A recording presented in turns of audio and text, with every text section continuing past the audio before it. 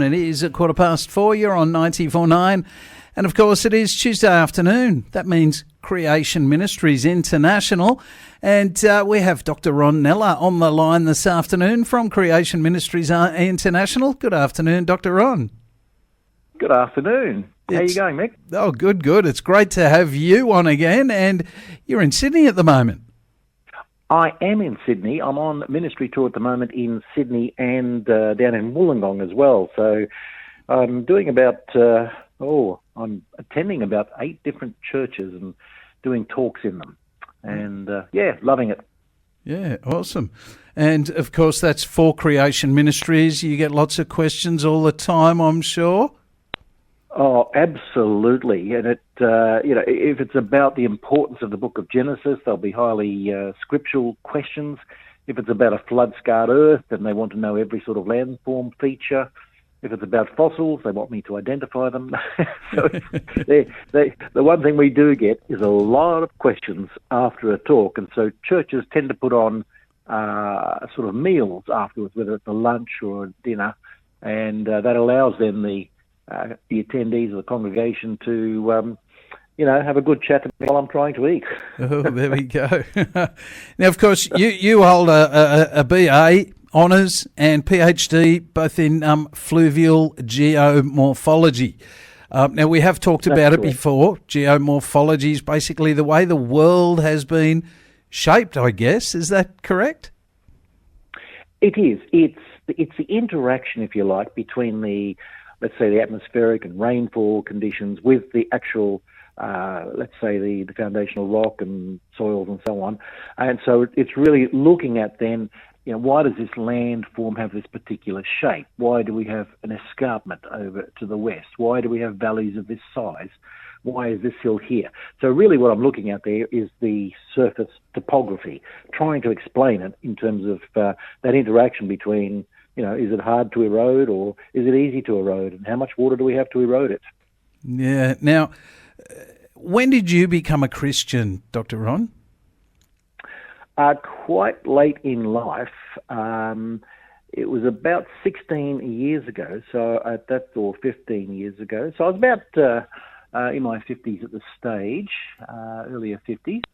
And yes, I was not a Christian before that, as I was an academic and travelling the world. Though I did occasionally go to churches, which is a rather surprising thing. But anyhow. Yeah. Now, of course, 1988, you were a lecturer, School of Australian Environmental Studies, Griffith University. Obviously you were teaching, but you would have heard a lot of other teachers. You were mixing with the, I guess, all the teachers or the what do they call them, professors and stuff at the universities. Mm-hmm. Obviously you weren't a Christian at that time. What were those guys talking about? Like, how did they sort of... Obviously, you've changed your mind from then till now. And I guess what I'd like to do is try and unpack that a little bit. What happened back then? What were they talking about? What were you talking about? And how did that all change for you? Well, it was a slow process, I'll be honest with that. So it was a process where I was teaching the paradigms or the way of thinking that I had been taught. And so I had been taught that things occurred in a certain time frame and they occurred in a certain way. And so I accepted that, as most of us do, because we place high value in those who teach us that. And then we go on to reteach that to others as well, whether we're a teacher or an academic and so on. The thing that was unique about universities, I think, is that quite early on, there became a resistance to Christian thinking and Christian expression within universities. And I remember at some of the universities I was at, and I've been to quite a few, the Christian groups would often form almost underground cells, mm-hmm. or they'd call it that out of humour because they realised they were essentially underground and not getting the recognition that any other group in the university might be getting. Mm. So it was So the process that drove me to Christ was to come back to that part of your question, was actually the research I was doing, and I was doing it around the world, and I saw patterns around the world that were not often seen by others because they were not simply travelling around the world. So I saw patterns that gave me a different interpretation to what I had been taught. You went from like the School of Australian Environmental Studies, Griffith University. You ended up at the Chinese University of Hong Kong and other places as well, but 89 to 97. So at that stage, you were still not a Christian. What were you teaching that's different to what you would teach today? Well, I guess it comes back to what you're instructed to teach, or what the paradigm is as the way of thinking. So I would actually teach surface processes, but I would put them into the context that the current landscape must be the result of the current processes, because that's the argument. Yep. That therefore we can explain why this river bends this way or this hill is of this shape. It's because of current processes. It was just that my research, whether it was at Griffith University or Chinese University of Hong Kong or in Finland or elsewhere, I kept seeing evidence that the current processes did not explain the landforms or the features of the land. And but nonetheless, I had to teach using the idea that it's current processes, and those current processes have been largely consistent through history, through millions of years. Might get a bit wet sometimes, might get a bit dry, but they're still the same current processes. In other words, there was no suggestion that you would ever come across something like a catastrophic global flood. Yeah. And so it was an interesting journey because, to be honest, I began asking questions at quite a younger age to other scientists, and they just kept having a bit of humour with that why are you thinking that way? So it took me quite some time to put together many different lines of evidence to come up with a different conclusion, that the landforms today are not created by the processes today, not by and large, some smaller ones are, of course. And it took a long time of just mapping all that together in my head. Now, of course, you've travelled extensively, going to China and spending so much time there, and Finland, and obviously around Europe. You've seen the landforms in a lot of parts of the planet. You've probably travelled to a lot more than just the places you worked in. Oh yes, travelled to many places.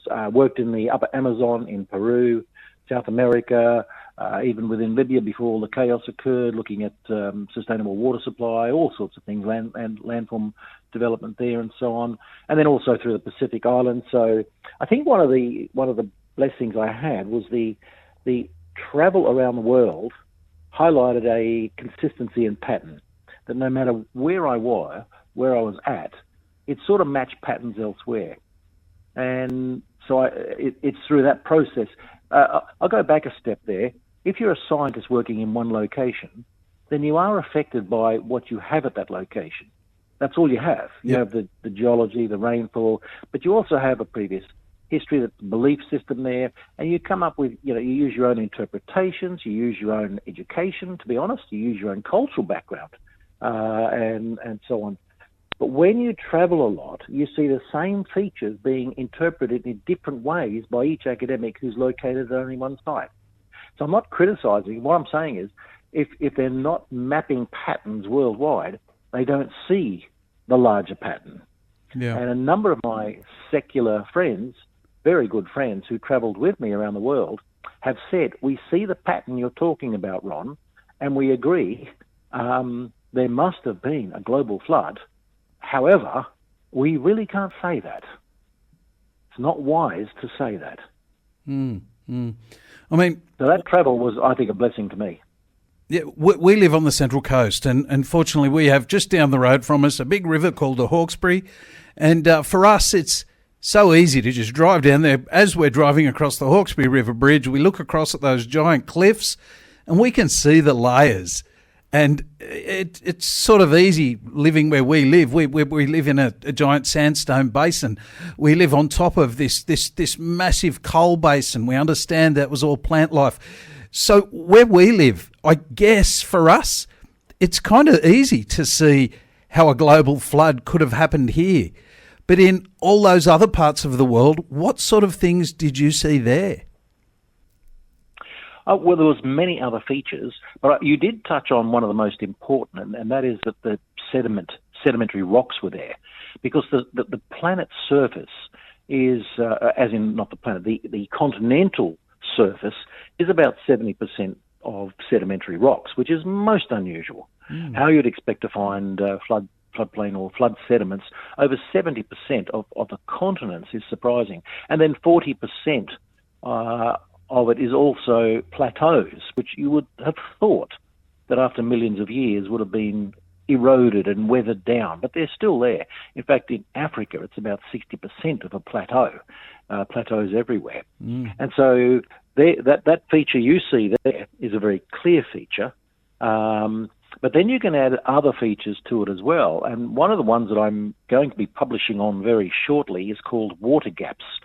And a water gap is where a river flows through a mountain range as though the mountain range was not there. And that's extremely difficult to explain. In fact, there is no proper explanation after over 100 years of research can actually explain why we have these rivers that flow through mountain ranges. And that's a very good piece of evidence, again, that the water flow must have been dramatically bigger to carve up mountains like that. Yeah. As it flowed. And I guess the best example, the one I'll be publishing on, is the Finke River, which is just a beautiful example of sheer cliffs, red sandstone cliffs, and then a lovely white sandy bottom. And you just go, well, how did these rivers, and it's not just one water gap, they're everywhere. How did these rivers carve these valleys, or these gorges, if you like, through mountain ranges? That's another feature. You'll also find polystrate fossils. They're essentially trees that are sticking up in the sedimentary rock. You might see that there in the Hunter as well. When you drive past a road cutting, you might find that there's a tree stump stuck in there. But the point is, if you look at the age of the rock, they'll claim that the top part is it could be hundreds of thousands or millions of years older than the bottom part.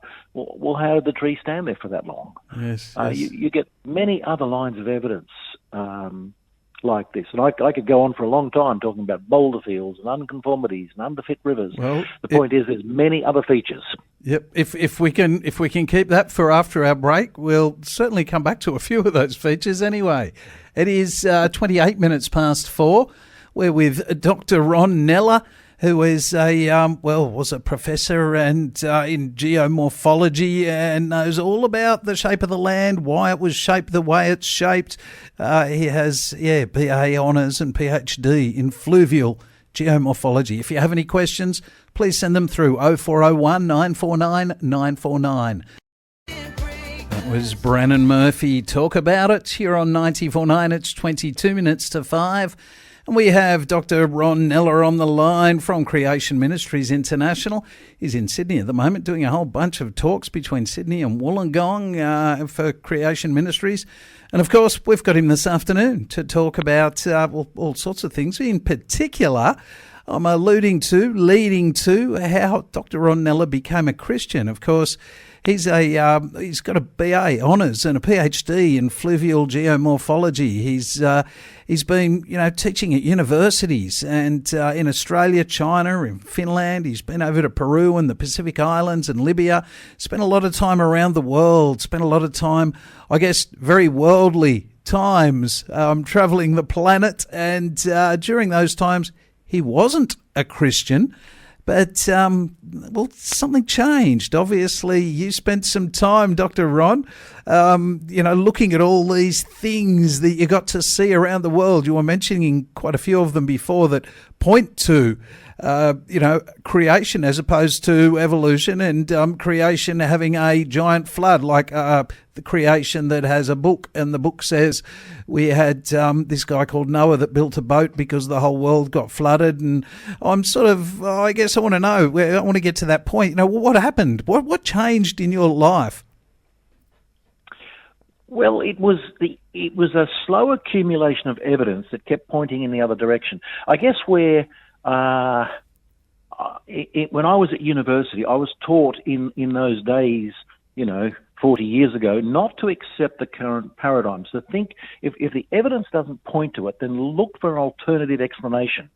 And so quite early on, when the evidence didn't point, I began to look. But it took many, many years of accumulating information to get to a point where I actually started to make public comments, and comments that there must have been a global flood, and even a comment, would you believe that that I expressed at one point that there must be a God, because I was aware that the Bible spoke of a global flood, but that the science I was teaching and so on did not entertain a global flood.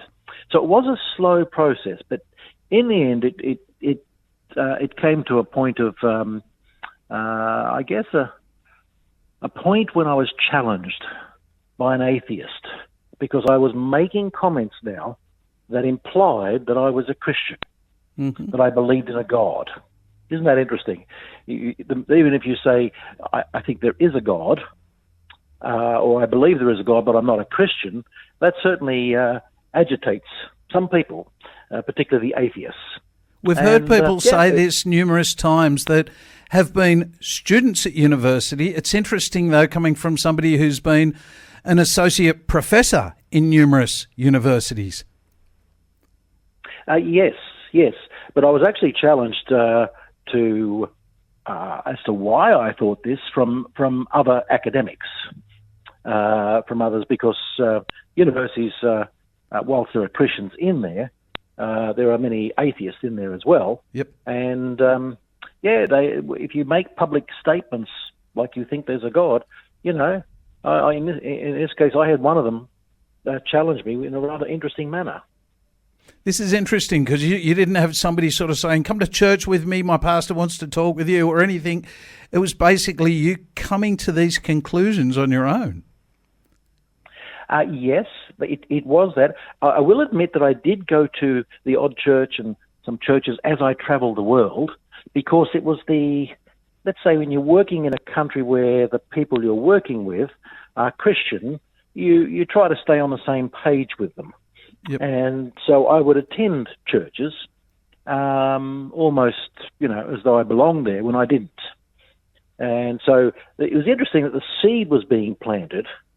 At the same time, my science was very strongly pointing, my research was very strongly pointing to a global flood and other, the sort of biblical creation, that the landscape is much younger than it looks, and so on.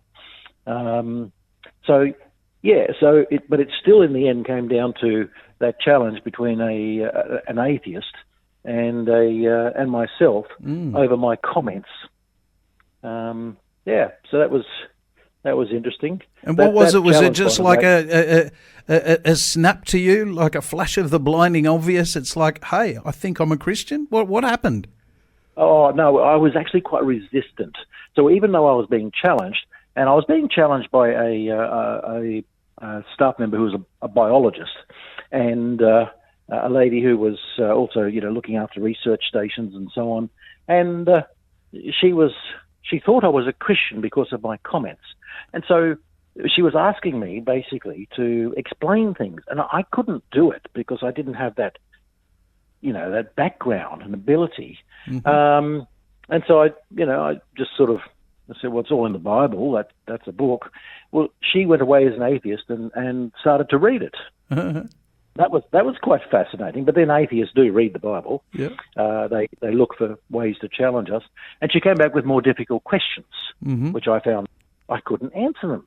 And so it began to get quite stressful. But I was resisting this whole process of saying, becoming a Christian on my own. And in the end, she asked me, well, can we go to a church? Because essentially she was concerned about me. She was quite worried that I would. I'm a professor, and she was interpreting me as a Christian, and she'd never come across one before.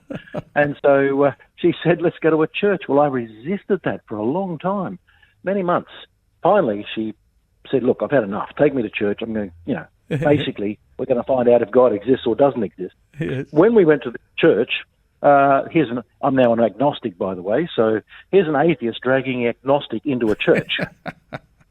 That was the most hilarious thing. And then the pastor did a call for those who wanted to give their lives to Christ, And in the midst of all this, she put her hand up. Oh, wow. And that was amazing, an atheist giving her life. And then she looked at me, and guess what she found? She found my hand was up as well. and so an atheist almost drags an agnostic into church without, Christian people around that we knew. It was a strange environment to us both, this church. And yet on that day, we both gave our lives to Christ. Wow, that is awesome. That is so awesome. And I mean, you'd been an associate professor in geomorphology for quite some time.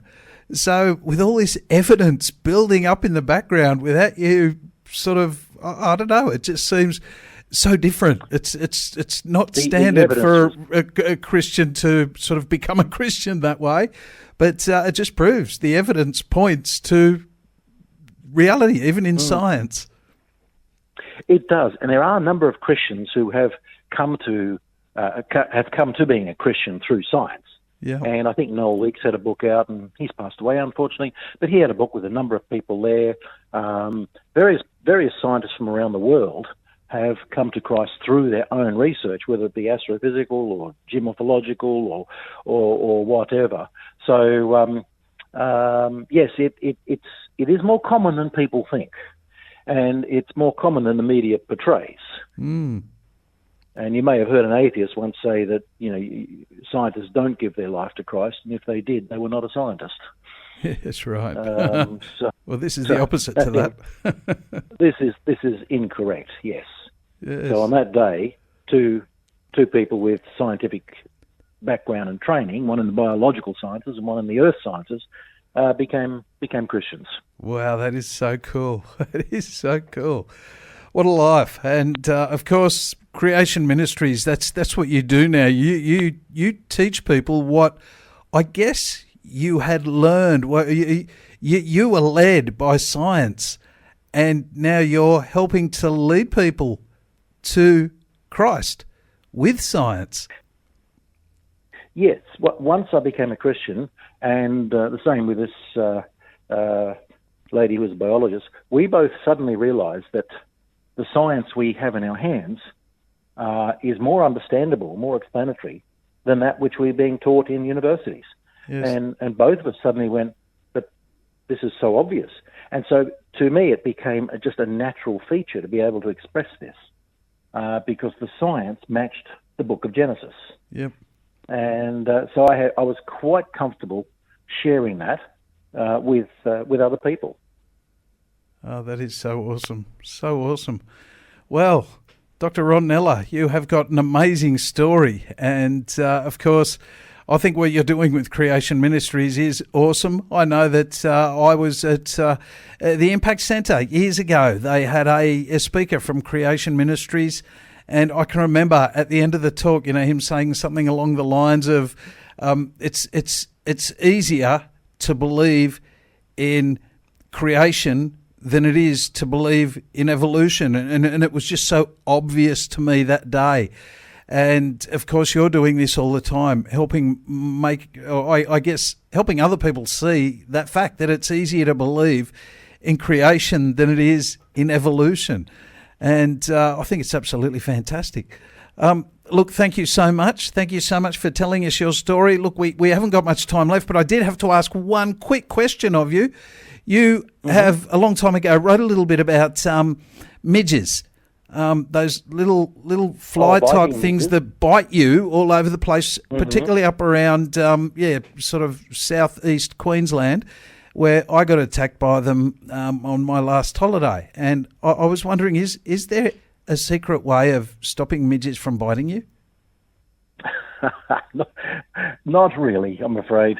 There are some products now available on the market, and we did test some of them where you spray them on vegetation outside, and it deters them away from the property. But the biting midges in Harvey Bay are highly irregular in their pattern, and it does come down to the actual, would you believe, the sediment in which they're actually growing up in, basically. Some sediments, they like that sediment, other sediments they don't. Hence, across Harvey Bay, some areas are heavily infected by biting midge because it's common for that type of sediment. Other areas with the different sediment on the beach, a different course, a different size of sediment, different sorting of the sediment. You won't find biting midges breeding in those environments. It seems that all the locals didn't have as many bites as us, though. Yes, that's interesting. They might have been after a foreign dish, sort of international flavour there. I noticed that when my wife and I go up there, because we love Harvey Bay, but we stay around the Scarborough area where the biting midges are not present. Oh. And but if we do go elsewhere, they love her, and they'll bite her anytime over me. So I'm quite happy with that idea. Yeah, they definitely got us. We went out on Fraser Island and Rainbow Bay and all those areas, and we just got eaten. Seriously eaten. Those things must have loved us. One has to be extremely careful. Yeah, one has to be extremely careful with them. There were a couple of fishermen stranded on an island out there once. And by the time they managed to get them off the island the next morning, they both needed hospitalisation. They were covered in bites. Just from midges, so wow. You do have to be very, very, very careful of being OD'd on biting midge, Yes. So, yes. There we go. All right. Well, look, thank you so much, Dr. Ron Neller from Creation Ministries International. I know we're going to have you again later in the year. It's always awesome speaking to you. And, wow, what an awesome story. I guess becoming a Christian, learning in your own way how to become the Christianity or the creation story is correct and fits with your science. Just an amazing story. Thank you so much. No, my pleasure. My pleasure. You are on 94.9 this afternoon. It is 9 minutes to 5.